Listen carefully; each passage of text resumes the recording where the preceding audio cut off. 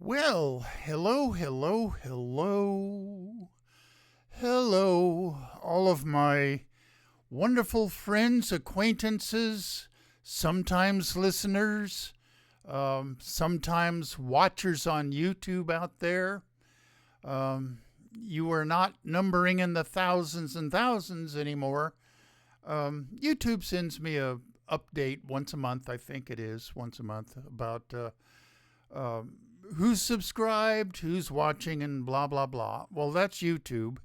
And for a while, back in, I'd say 3, 4 years ago, KPCA, the radio station that this goes out on, let me know that I was the number one listener approved personality on KPCA. That was back in the good old days, when I had to go down to Petaluma Community Access offices and the radio station, and do this show from there. But for the last 4 years or so, I've been pre-recording this show and electronically sending it in to KPCA.FM and Rob Tomaszewski, the station manager.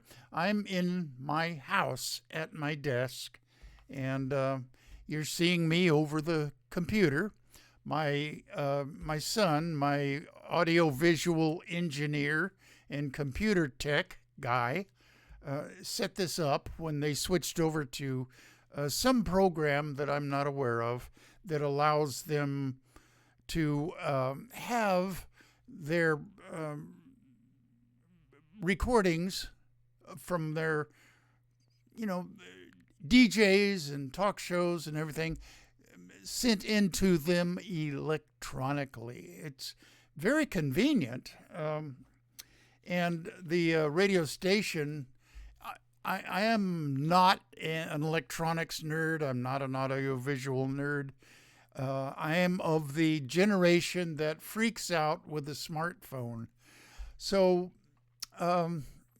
fortunately, my son, who was hired by them when they made this switch over to radio, they used to be strictly television, but when they switched over to radio, I was one of the originals, along with my son and some of his friends. He sat me down in front of this switchboard. I'm not even sure that that's the right name for it, but there were all sorts of toggle switches and switches that move back and forth. I don't know what the technical name for those things are, but he showed me how to use them, and really there was only about 4 or 5 that I needed to know, but I soon mastered it, and those were the days when I went down there. Okay, well, here I am. And eventually, I don't know how long that's going to be, but I'm going to have some guests. And we'll have to crowd around this microphone because there probably is a way, but I'm not sure how it works, for 2 microphones to be set up here. Okay. Yes, this is the Midnight Skeptic, and this is going to go out on KPCA.LP worldwide this Sunday, the 19th, and locally it'll be going out Sunday, the 19th, on 103.3 FM. For those of you who still are able to get FM radio at the usual time, Sunday at 9 p.m. Pacific Standard Time, which I remind you is midnight back on the East Coast, where some of my fans reside. Okay, today is Thursday the 19th. Excuse me. Oh boy, I've already blown it. Damn it. This is The 16th. Oh, damn. I said the 19th. That's was wrong. Today's the 16th of January, Thursday, and right now it's about 4:40. And okay, January 20th is looming like a huge gray blob of unhappy fog over us all. The orange sociopathic Bolatbag will be sworn in as our next overlord at our nation's capital, Washington, D.C. I'll be watching it, not start to finish, but I'll be watching via MSNBC, and Rachel Maddow is going to be hosting the usual gang of, commentators on MSNBC, and they might lose their license eventually. Maybe not even that eventually, because they might lose their license because the orange sociopathic Bolatbag doesn't like the things they're saying about him. I will keep on trying. No. My notes are, as usual, jumbled. I will keep on keeping on, trying in my own small way to rid this country of all Republicans, MAGA heads, conservatives, Christian nationalists, and Christian fundamentalists, and people who don't like petting cats. If you don't like cats, there's truly something wrong with you. I can understand liking dogs more than cats, but not disliking cats. It doesn't compute in my brain. Okay, having said all that, here's the play-in music for the Midnight Skeptic.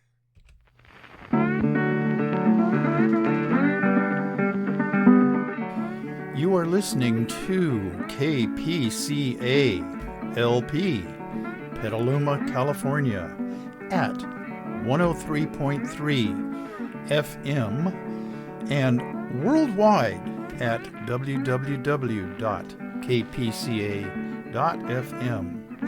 And this is the Midnight Skeptic. The views of the Midnight Skeptic are not, repeat, not necessarily the views of KPCA or any of its affiliates.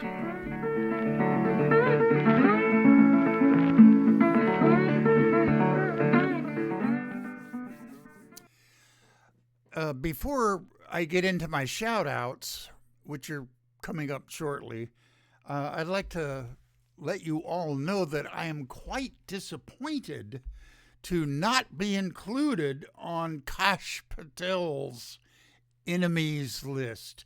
This creep is going to be, well, I hope not, but he has been nominated to head the FBI. In other words, the orange sociopathic Bolatbag's personal police force. But he has an enemies list, and I'm not on it as far as I know. I'm just going to have to try harder to insult the orange sociopathic Bolatbag and all of his toadies.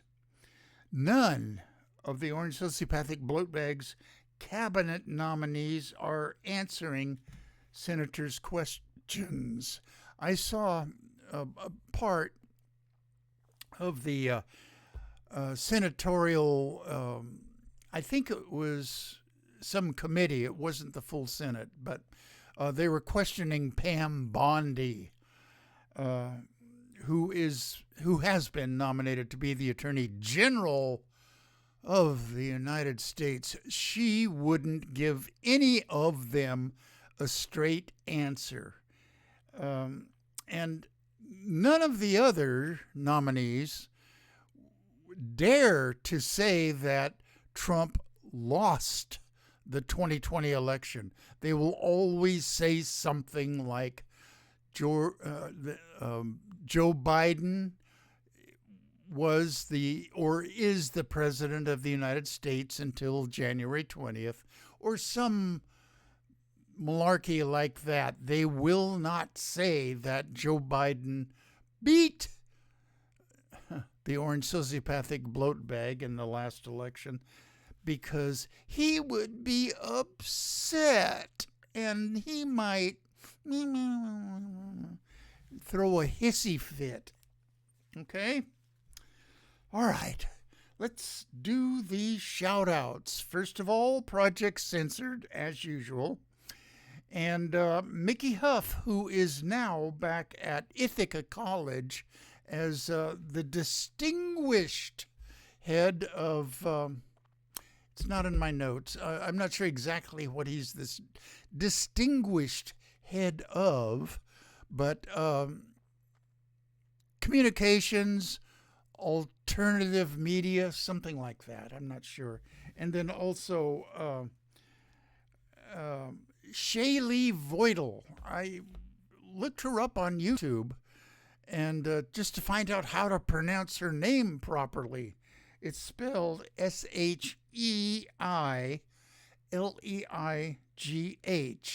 Shaylee. All right. I think it's an Irish name, and her last name is Voidal. She's a singer-songwriter and has some connection with the communications department at Ithaca College, and she knows Mickey Huff.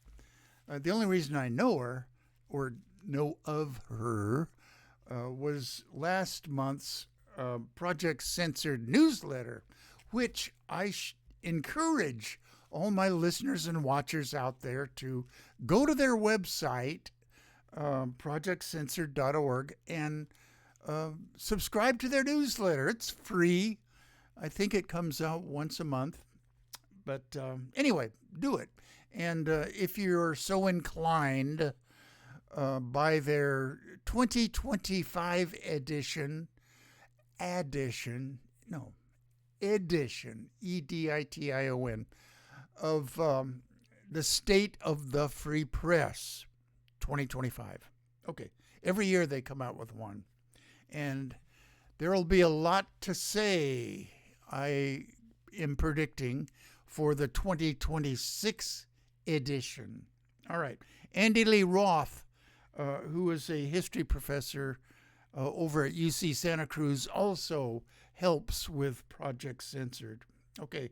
And Peter Phillips, who is retired now, I met him when I was going to Sonoma State University. He had his office just down the hall from the history office, and his door was always open, and I would stick my head in there and say, hi, Peter.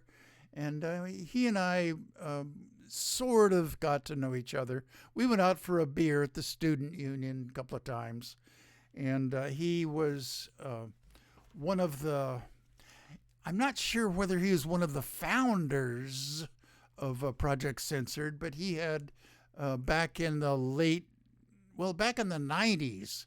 I went there in the late 90s and 2000, 2001. I was working on my master's in history at Sonoma State at that time. Okay. Anyway, back locally, Tom Gaffey, who is at the Phoenix Theater and is sort of the godfather and mentor and confessor to a group of alternative teens and skateboarders that hang out down there. They play grunge and metal music usually on the weekends down at the Phoenix Theater. And if you're into that type of music, go on their website and see what groups are scheduled for this particular weekend or the coming weekends. And John Crowley, who just had a successful Polish dinner last week, and he throws these ethnic dinners now and then down there. Italian, Polish, Jewish, Spanish, Mexican.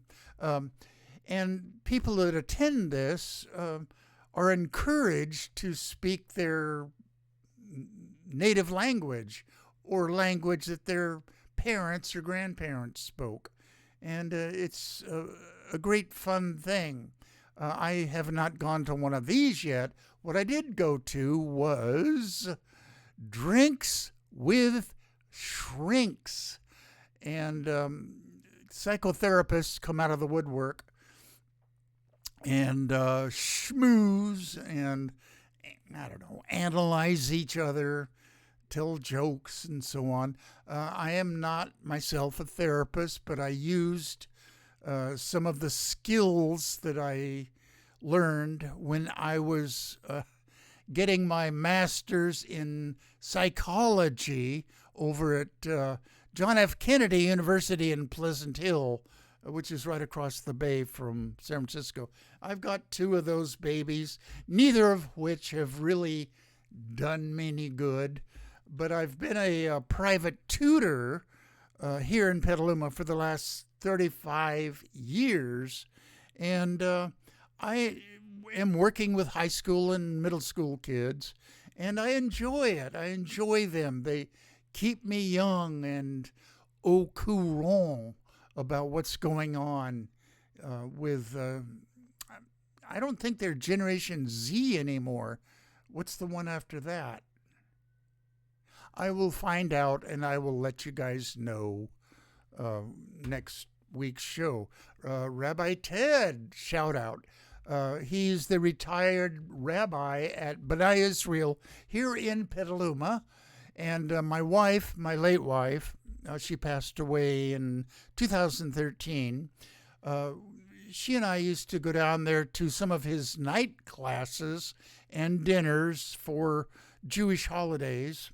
And I learned quite a bit at these night classes about Jewish history, some of the Jewish rituals and the reasons for them, and Zionism. I am really not a big fan of Zionism. And he refers to me as his favorite pagan, a title that I wear proudly. Okay. Art Kuznets, I met him through B'nai Israel. Tim Conrad, who was in my class, high school class, up in Sonora. He's a very, very good photographer. And he's retired from Sonoma County Child Protection Services, which we direly need everywhere, not just Sonoma County, but he provided a great service for the youth of this county. Okay, let's get on with the other shout-outs to friends, relatives, acquaintances who have indicated to me that occasionally they listen into this show. So I'm giving them a shout out. Okay. Dave and Rosita Takach up in Sacramento. Kevin and Lori and Katati.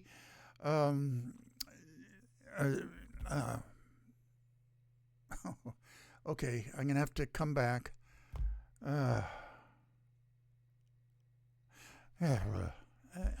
I hate these brain freezes, and as you can probably tell, I don't have them in my notes.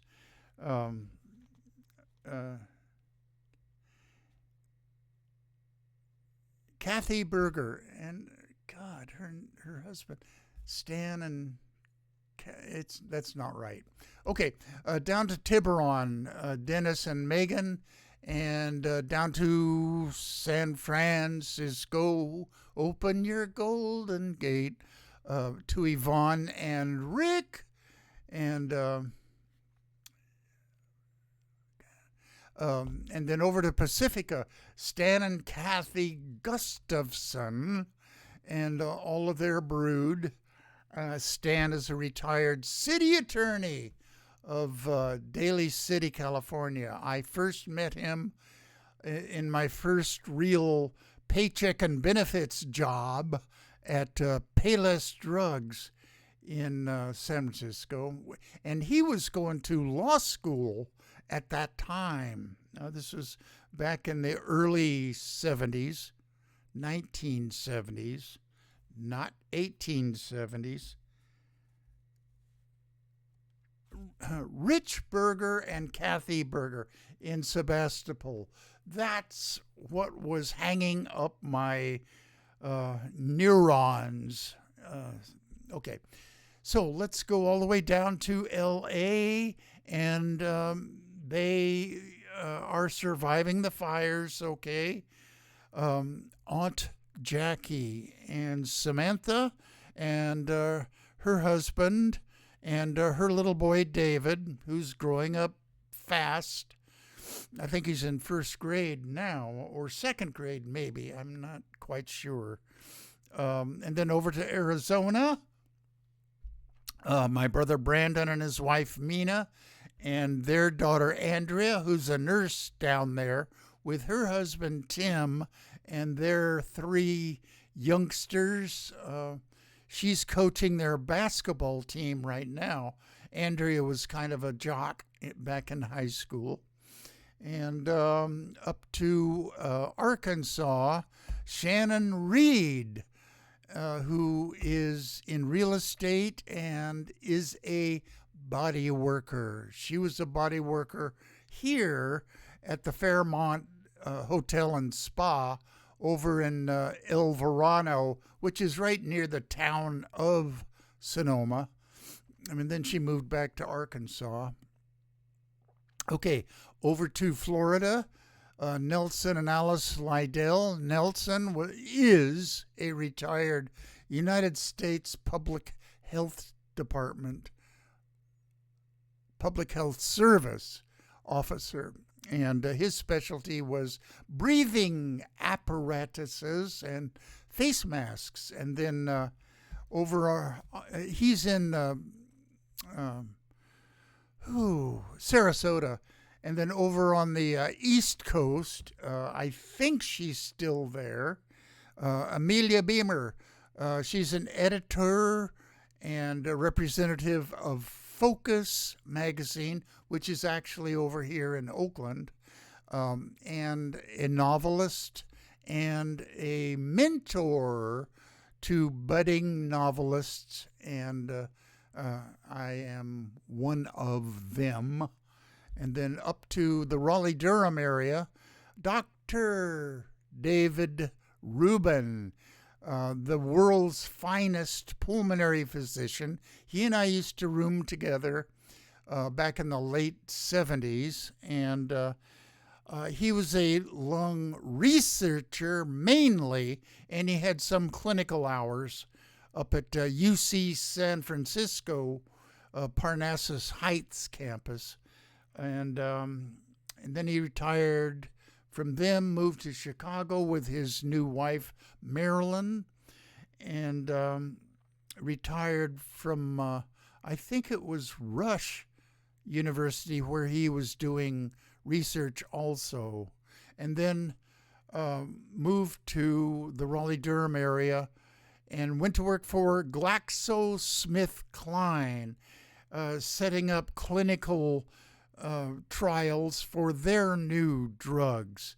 And I learned from him that all drugs have some sort of side effects. Now, fortunately for us, usually the drugs that are out there on the market and being sold by CVS and Longs and all of the other drug chains, the side effects are just negligible. But he set up clinical trials to find out if some of these new drugs side effects were worse than whatever they were trying to cure. Okay? And then further up the coast to Long Island, Gerald Goldfinger. And from there, we make the big 3,000-mile leap back to the West Coast and up to Sonora. Robert Finnegan, Bob and Sandy Fisher, and their two children, Brad and Martha. And then Darrell Larson, Judy May, Kathy Francis, and Lynn Quayle, who splits her time between Manhattan and Sonora. And those are, I don't know, diametrically opposite places to live as far as lifestyle goes. Okay, and then further up Highway 108 to John Gleason and his two daughters, Tiffany and Jennifer.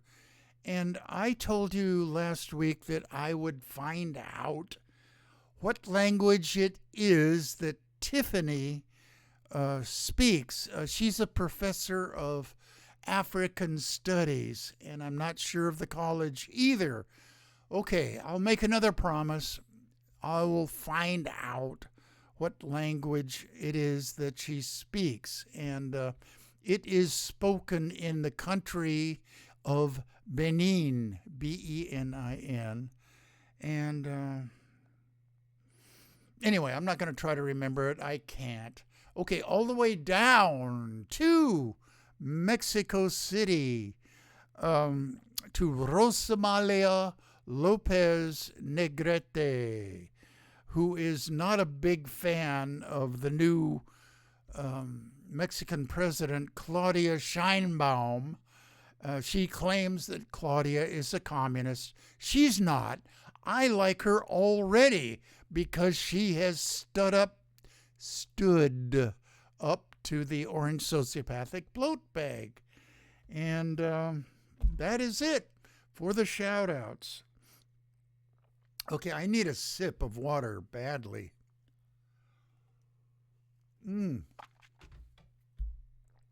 Okay, I've got some terrible, terrible news to get out of the way. Today, David Lynch passed away. Okay, he's in his late 70s, I believe. Complications from emphysema. He was a heavy smoker. Yet another reason to hate on the big tobacco. My mom was a heavy smoker until the very end of her days, and I told you all a story about my efforts to try to get her to quit smoking, which didn't work. But David Lynch has been one of my favorite filmmakers throughout my life, my later life.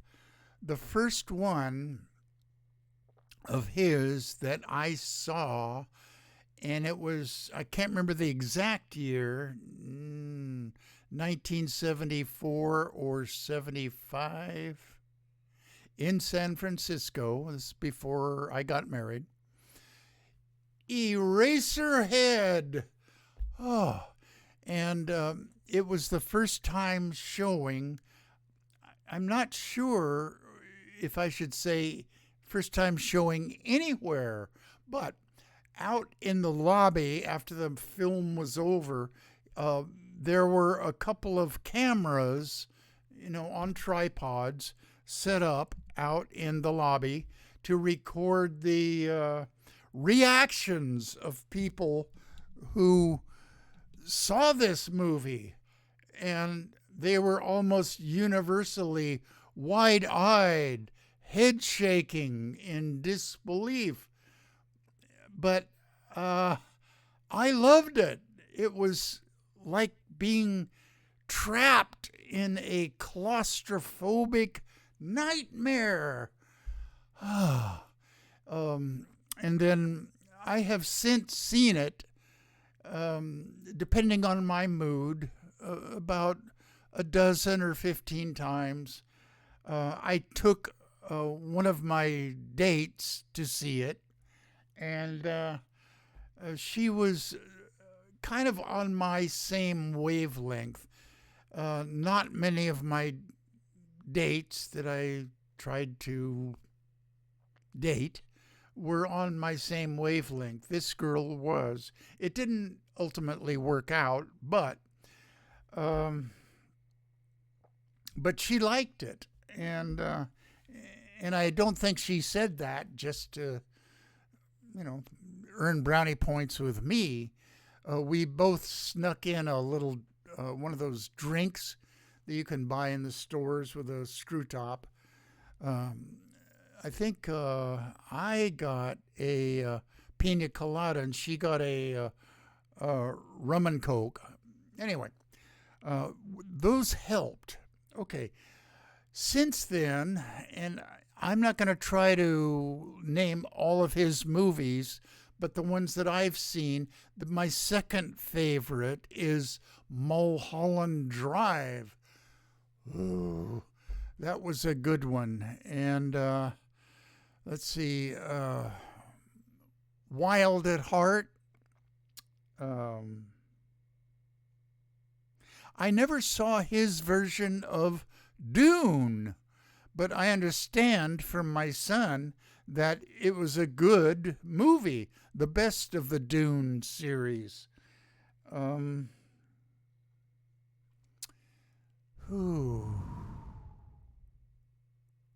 Anyway, I can't attempt to name all of his movies, or even the ones that I've seen. I think I've seen more than just the ones I named, but really, let's have a moment of silence for a great filmmaker, David Lynch.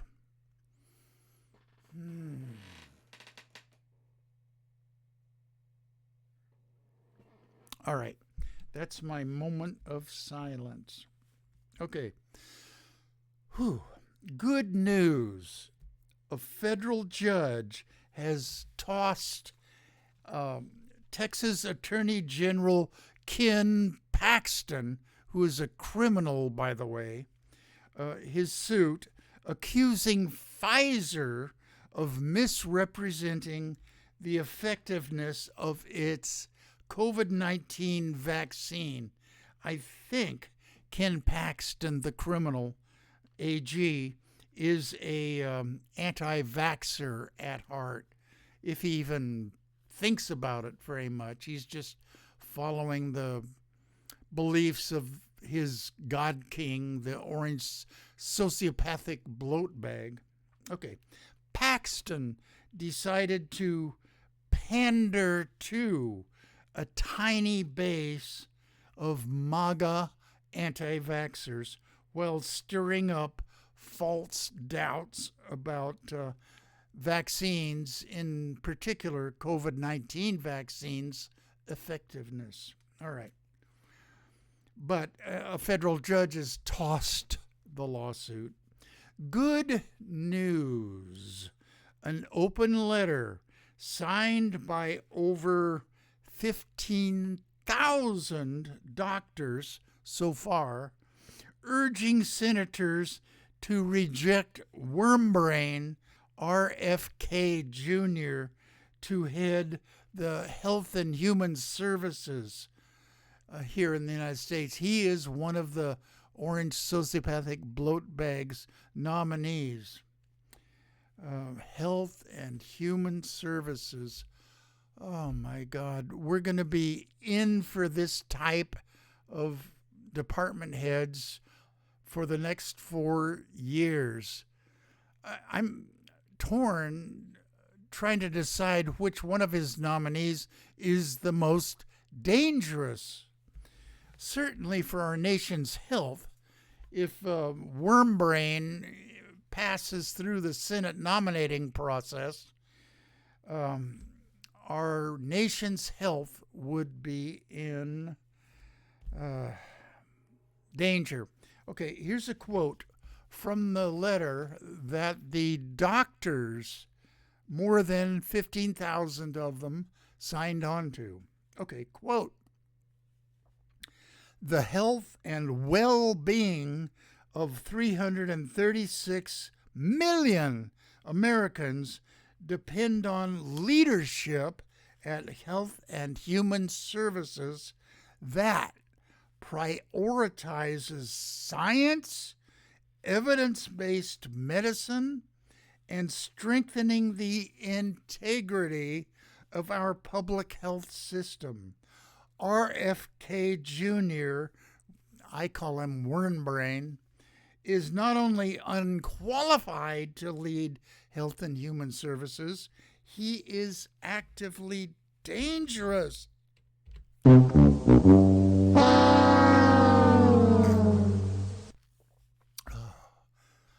Good, or maybe bad, news.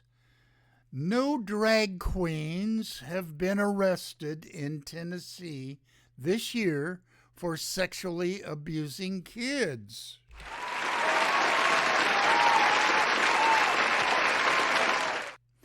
Over 30 so-called faith leaders, in other words, religious pastors or lay personnel, have been arrested for abusing kids.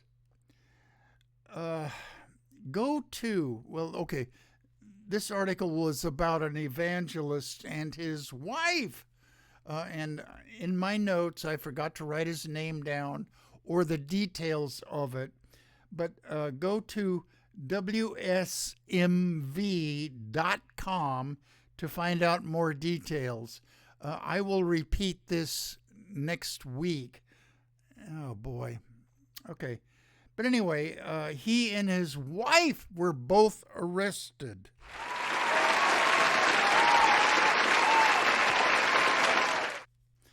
Okay, real, honest news. Ashley Overhouse, a water policy advisor for the nonprofit Defenders of Wildlife, whose work has focused on protecting the Delta smelt, said that kind of misinformation is dangerous. And guess who's spreading this dangerous misinformation? MAGA heads, of course, and also the orange sociopathic Bolatbag. The Delta smelt is a small fish about 3 inches long, and it has nothing to do with the water that flows down to the LA area. Its habitat is in the Delta in California, which is the confluence of the Sacramento and San Joaquin rivers. And they meet, and there's a tidal marsh, tidal delta region where this Delta smelt lives. And a certain amount of water needs to be released from the reservoirs up here in Northern California and a few reservoirs down in Central California and down around Fresno to maintain a water level that's conducive to all the ecosystem, not just the smelt, but they're not connected to the Southern California reservoirs. The ones up here, we're fine. The one up near Chico is over 200% of normal. They are all completely filled. You know, the further south you go, the less percentage of normal they are. But it's not until you get south of the Tehachapi Mountains that they start getting a bit questionable. But all of the reservoirs in Southern California are somewhere between 75 to 100% of capacity. The problem is, and it does no good to explain this to the orange sociopathic Bolatbag and his MAGA head minions, that no fire hydrant system of water delivery to firefighters can handle a fire such as we've had down in the LA area. It's just, if 100 fire trucks tap into the fire hydrant system, some of them are going to run dry. It's not the fault of the smelt, but the MAGA heads who continually play the blame game are always looking for some environmental cause for disasters. The only cause for disaster in this country is on Monday the 20th, when the Bolatbag himself gets inaugurated or goes through coronation. Okay, I don't want to get off on that topic. I need another sip of water. Time check. Okay, plenty of time. Anyway. Okay, this is what Ashley Overhouse, a water policy advisor, said, and I quote, "That kind of misinformation is dangerous." Okay, I've already gone through that. Whew. Okay. The disgusting, hateful, incoming GOP-led government might and probably will withhold federal aid to California unless we become more like them. In other words, more conservative, more hate-filled. What if we all wore MAGA red hats? Would that help? Would we get federal relief money then? Okay. Bad news. Okay, I have a quote from probably one of the worst MAGA heads ever nominated and won a Senate seat, but I think it's on the next page. Anyway, okay, California might not get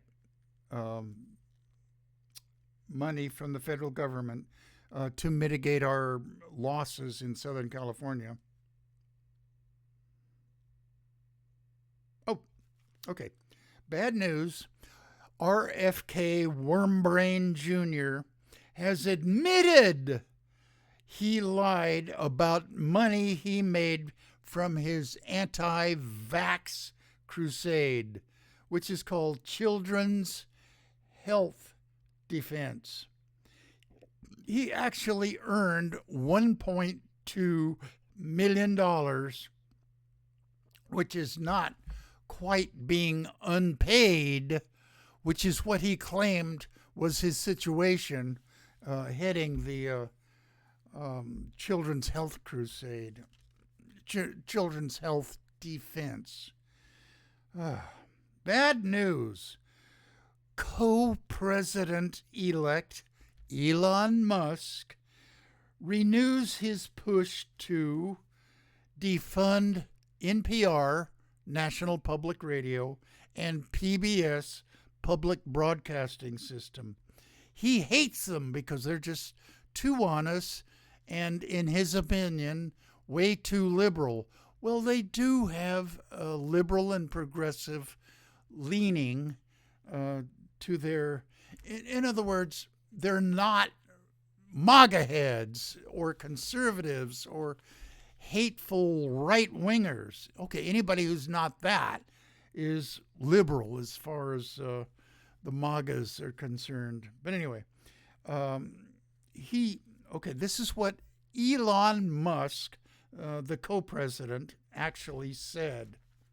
You are the media now. This was referring to his X, which formerly Twitter, and the orange sociopathic bloat bags, Truth Social. They are the media now. Bad news. The American Climate Corps is over before it really began. I mentioned on a couple of shows ago that there's about 5,000 workers in the American Climate Corps that were sworn in. Okay, it's dead. The bill creating it and funding it didn't get through the Senate. Thank you, GOP climate change deniers and toadies to the fossil fuel industry. Okay, I say in my notes here, bad news for undocumented immigrants. The Laken-Riley Act, and I don't have any details about it. I will have to do this next week. My notes are incomplete.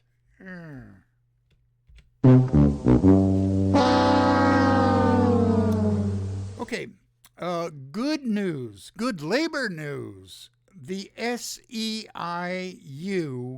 and the AFL-CIO have merged, making them both stronger.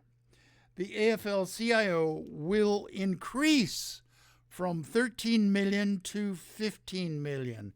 Now, the SEIU is a Service Employees International Union. It encompasses a number of hotel workers, hospital workers, things like that. Okay. And the AFL-CIO and MAGA heads probably won't even know who they are, but the American Federation of Labor and the Congress of Industrial Organizations. I'm getting a call on my smartphone. Later. Okay. Labor movements and unions are growing right now until the orange sociopathic bloat bag gets something passed to make it harder to join unions, or, in his wildest wet dreams, get rid of them altogether. Okay. Bad news. The orange sociopathic bloat bag is trying to find some disease that he can pin on immigrants to justify his immigration crackdown. He wants to seal off the border completely with Mexico. He will try to invoke Title 42, which is public health restrictions on immigration. Those restrictions on immigration are the backbone of Title 42. And his MAGA minions, he's sent them out to find me a disease that we can accuse immigrants of bringing into this country. Rah, rah, rah, rah, rah. Okay. Bad news. The hateful right-wing sow, Megyn Kelly, went on her own rant about LA fire chief, and I didn't write her name down. Christine something, I think. Anyway, the LA fire chief and two other female higher-ups in the LA fire department from being obese lesbians and only getting their positions because they were DEI hires.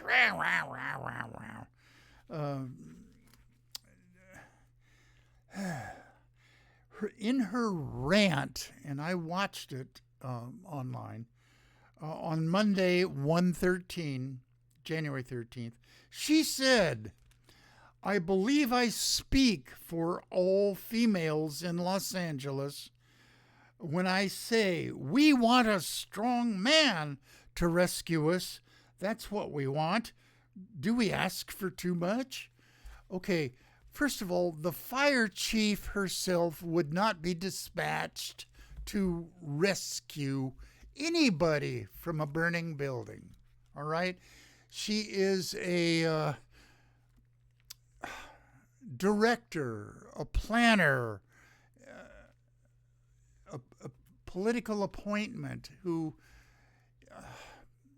decides the budget of the LAPD. And Megyn Kelly, the right-wing sow who was with Fox News and is now with, I forget where she is now, I don't want to know,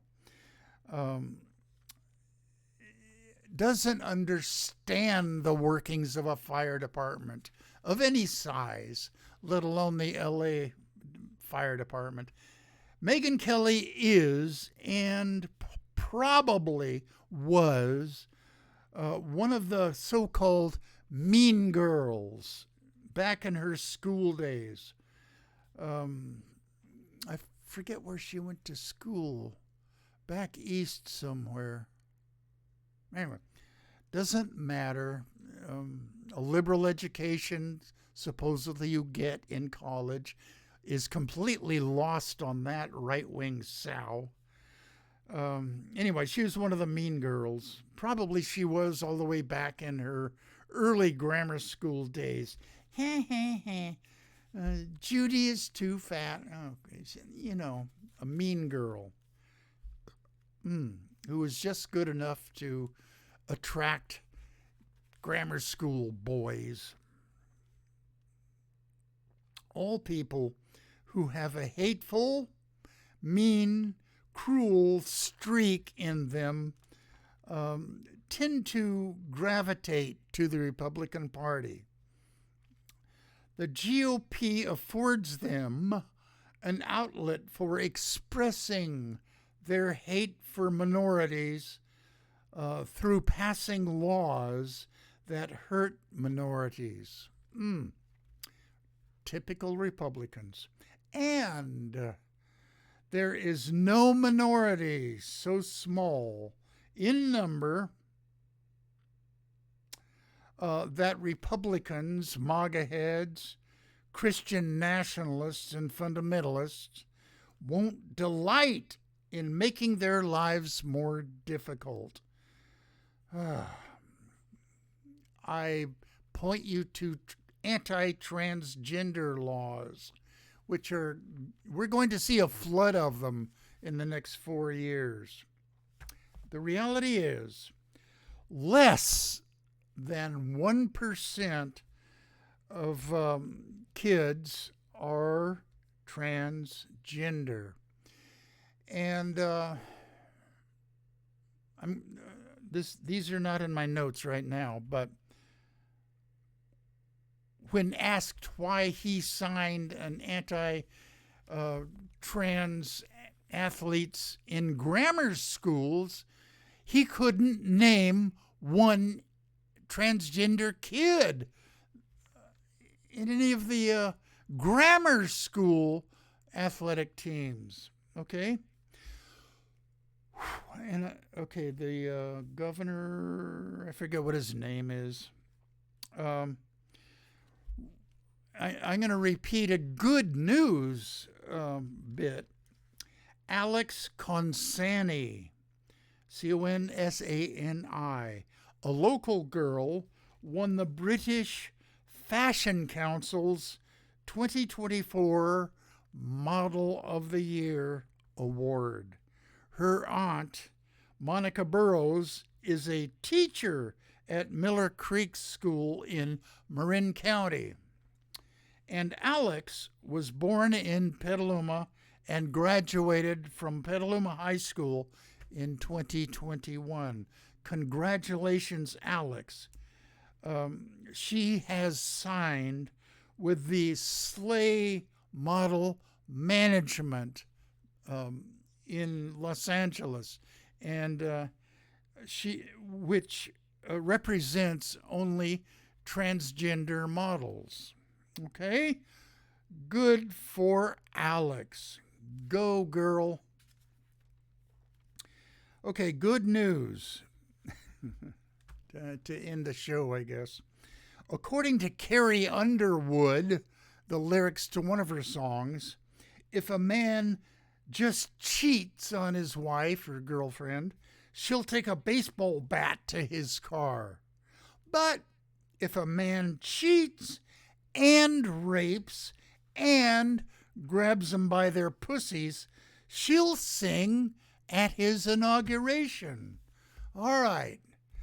See you guys again next week, and it will be after the inauguration of the orange sociopathic bloat bag on Monday. Okay? I hate to leave you with news about the orange sociopathic bloat bag, but here is my play out music.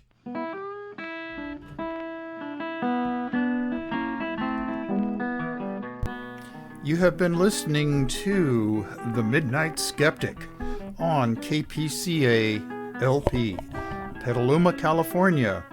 And we're at 103.3 on the FM dial and worldwide at www.kpca.fm. Support community radio at patreon.com/Petaluma Community Access. And remember, think critically, think logically, but live joyously, and most importantly, pet your cats.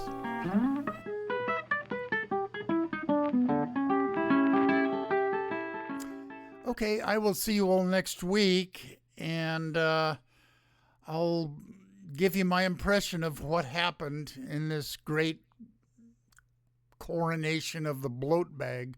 It's supposed to be extremely cold back there. I'm glad. All right. And remember, really pet your cats. See you next week.